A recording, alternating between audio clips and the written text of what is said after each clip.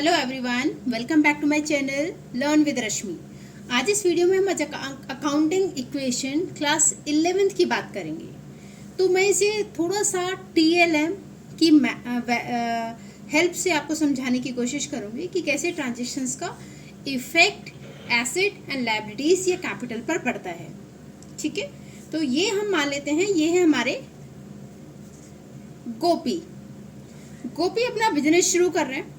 ठीक है, इन्होंने बिजनेस शुरू किया अपना 10,000 लगाकर, राइट। तो एंट्री हमारी क्या बनेगी? Started business with cash. तो गोपी ने 10,000 रुपीज लगा के बिजनेस स्टार्ट किया। सबसे पहली बात, जब भी बिजनेस स्टार्ट करते हैं उस कैश को या सामान को हम क्या बोलते हैं? कैपिटल। ठीक है, उस सामान को या फिर कैश को हम क्या बोलते हैं? कैपिटल। अच्छा, अब ये बताइए, 10,000 रुपये जो गोपी ने बिजनेस में लगाए, ये पैसे कहाँ हैं? इसके बिजनेस में, राइट। इसके बिजनेस में आ गए भी 10,000 रुपीज। तो ये बिजनेस कहाँ है? इसके पैसे कैपिटल बिजनेस में। ठीक है, तो हमारे कैपिटल पे इफेक्ट हुआ। मेरे बिजनेस में कितने आ गए? 10,000 रुपये आ गए, इंक्रीज हुए। अच्छा, अब ये बताओ, ये जो 10,000 रुपीज हैं, क्या ये कहीं खर्च हुए हैं?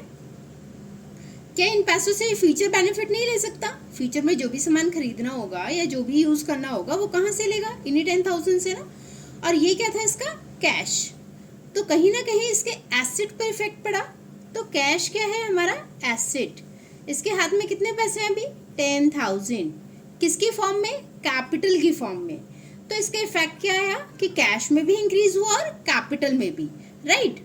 अच्छा, अब गोपी को बिजनेस शुरू किया है गोपी ने, तो इसे बैंक अकाउंट ओपन करने की जरूरत हुई। तो ये गया बैंक में पैसे लेकर, ये 4,500 रुपीज लेकर गया बैंक में। ठीक है, यहाँ ये पैसे देगा बैंक में, और बैंक इन पैसों को कहाँ रखेगा? गोपी के अकाउंट में। ठीक है, तो अब गोपी क्या देकर आया? पैसे। तो कैश देकर आ गया, तो कैश में से माइनस कर देते हैं 4,500। लेकिन ये कैश गया कहाँ है? गोपी के अकाउंट में। तो अकाउंट किसका फॉर्म है? गोपी का जो बैंक अकाउंट है वो किसका फॉर्म है? एसेट, कैपिटल या लायबिलिटी? एसेट क्या होते हैं? जो फ्यूचर बेनिफिट दिलाएंगे। कैपिटल क्या होती है? जो बिजनेस शुरू करते टाइम पैसे लगाया। और लायबिलिटीज क्या होती हैं? आपका उधार या ऑब्लिगेशंस। तो उधार तो है नहीं, इसने किसी को उधार तो दिया नहीं, तो लायबिलिटीज तो आपकी कैंसिल हो गई। तो लायबिलिटीज का तो कोई मतलब नहीं बनता। कैपिटल, बिजनेस अभी इसने शुरू करते हुए के पैसे नहीं है, ये तो बिजनेस में नहीं लगा रहा है। ये पैसे कहाँ लेकर आया है? बैंक में, राइट। बैंक में जमा किए हैं। तो बैंक क्या है? इसका एसेट। क्यों है एसेट? क्योंकि बैंक इसका फ्यूचर बेनिफिट है। अपना जब इसे कभी जरूरत होगी ये बैंक से पैसे निकालेगा और उसे यूज कर लेगा। तो बैंक में 4,500 आ गए। ठीक है, कैश से गए और बैंक में ऐड हो गए। आई होप ये क्लियर हुआ होगा। अच्छा, नेक्स्ट ट्रांजेक्शन हम ले लेते हैं एक और, कि ये गोपी है ना, गोपी एक दुकान पर गया, मैसर्स एंड सन पर। यहाँ गया सामान लेने। ठीक है, अब सामान लेकर आया।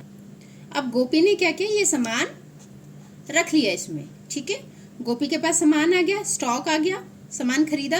लेकिन अब इसके पास पैसे नहीं थे, तो इसने बोला कि भाई बाद में पैसे दे दूंगा। ठीक है, अभी पैसे इसने नहीं दिए, तो अभी कैश का कोई ट्रांजेक्शन नहीं हुआ। तो कैश का तो कोई ट्रांजेक्शन हुआ ही नहीं है, क्योंकि कैश तो गया नहीं। ठीक है, सामान तो ले आया ये अपने पास, अपने बिजनेस में। तो ये अपने बिजनेस में, गोपी अपने बिजनेस में लेके सामान को रख देता है। तो क्या लेकर आया गोपी अभी तक? स्टॉक ना। अच्छा, ये जो सामान है, क्या ये किसी को उधार है? हाँ, उधार है, उधार लेकर आया है वो। तो उधार को हम क्या बोलते हैं? लायबिलिटीज। तो यहाँ पर क्या इम्पैक्ट हो रहा है? लायबिलिटीज। इसका उधार बढ़ गया। ठीक है, तो लायबिलिटीज बढ़ गई हैं इसकी। तो लायबिलिटीज कितने से बढ़ी? कितने जितने का ये सामान लाया होगा। फॉर एग्जाम्पल, सामान लाया ये 5,000 का। ठीक है, तो लायबिलिटीज कितने से बढ़ेंगी? कितने से इसका उधार बढ़ा? मैसर्स एंड सन कितना लिखेगा अपने अकाउंट में कि भाई गोपी मुझसे 5,000 का सामान लेकर गया है, तो 5,000 का उधार दिखा दिया। ठीक है, 5,000 की लायबिलिटीज क्रिएट कर दी। लेकिन अब एक और जगह का इम्पैक्ट पड़ रहा है, ये स्टॉक। वो स्टॉक तो लेकर आया है, स्टॉक फ्यूचर में बेचेगा, पैसे कमाएगा। ठीक, तो ये क्या है? इसका एसेट। Very good. तो यहाँ पर हम डाल देते हैं स्टॉक। और स्टॉक कितने से इंक्रीज हो गया? इसका 5,000 से। तो यहाँ स्टॉक इंक्रीज हुआ और लायबिलिटीज इंक्रीज हुई। ठीक है, अब इन्हें करते कैसे हैं, देखिए इन्हें करना कैसे है। स्टार्टेड बिजनेस विद कैश, तो कैश कितना लगाया 10,000, और ये कैश किसके फॉर्म में लगाया था, कैपिटल की फॉर्म में, राइट। फिर बैंक अकाउंट ओपन किया था, तो पैसे गए थे हाथ से, कहाँ देकर आया था वो, बैंक में, तो बैंक में हमने प्लस कर दिया। अकाउंट में, अकाउंटेंसी या कॉमर्स में अगर हम ब्रैकेट में किसी फिगर को लिखते हैं तो इसका मतलब माइनस होता है। ठीक है, सेकेंड ट्रांजेक्शन होते ही हमें उसे क्लोज करना होता है।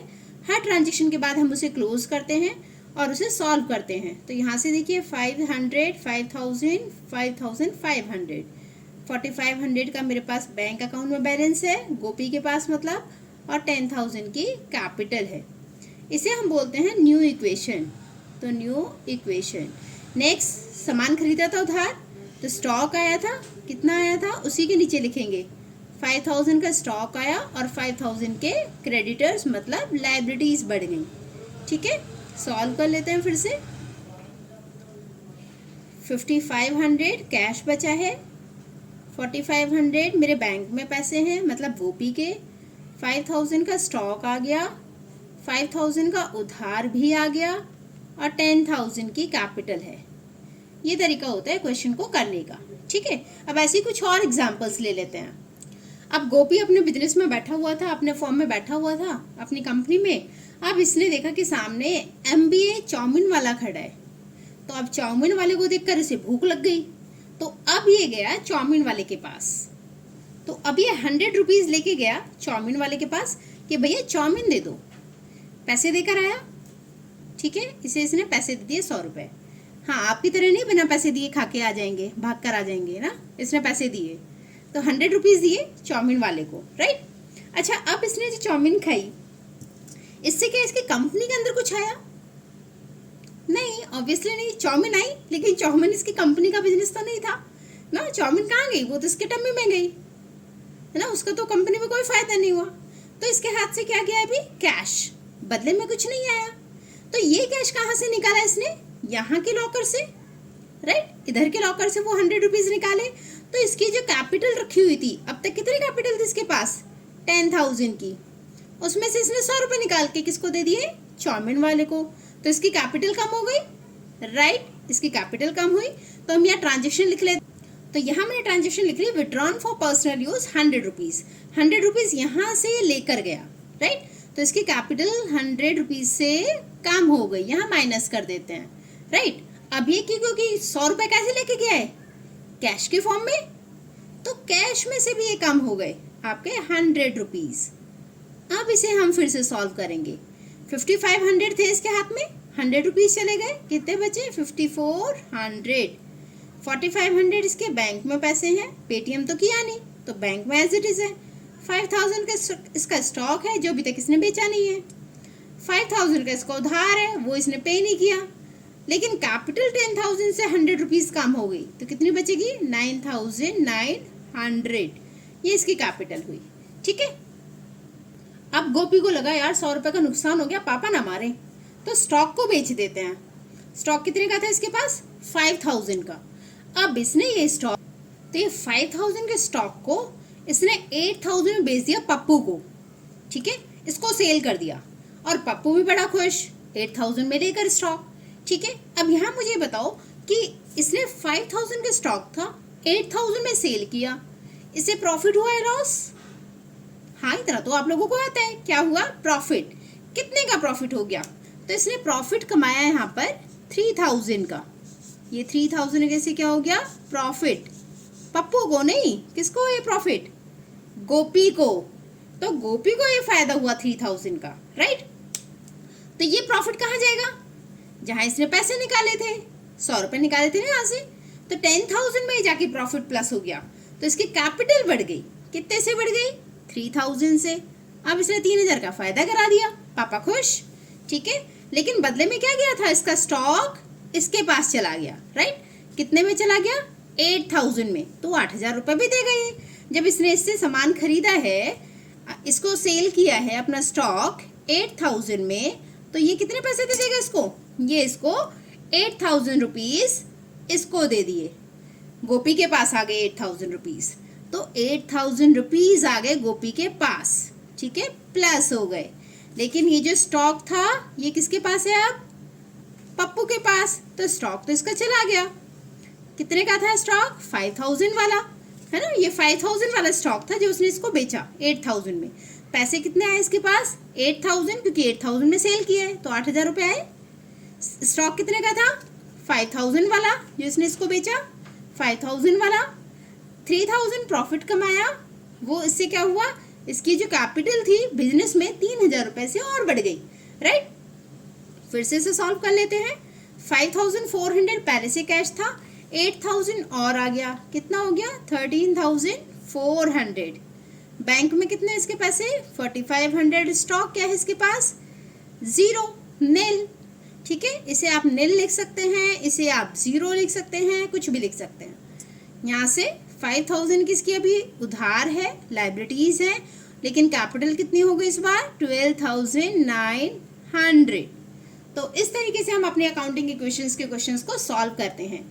आई होप मेरे एक छोटे से एफर्ट से, छोटे से ये TLM मैंने बनाए हैं, उससे आपको हेल्प हुई होगी। अगर आपको हेल्प हुई है तो वीडियो को लाइक करें, चैनल को सब्सक्राइब करें और मुझे कमेंट करके बताएं कि आपको क्या वीडियो अच्छी लग रही है, आप क्या इन्हें एंजॉय कर रहे हैं। आगे की वीडियो देखने के लिए मिलते रहेंगे नेक्स्ट वीडियोस में। आप मुझे टॉपिक बता सकते हैं कमेंट बॉक्स में कि किस टॉपिक पर आपको सेम इस टाइप से, अगर आपको वीडियो अच्छी लगी है तो इस टाइप से TLM की हेल्प से आपको कौन सा चैप्टर समझना है। मिलेंगे नेक्स्ट वीडियो में। टिल देन, जय हिंद, जय भारत।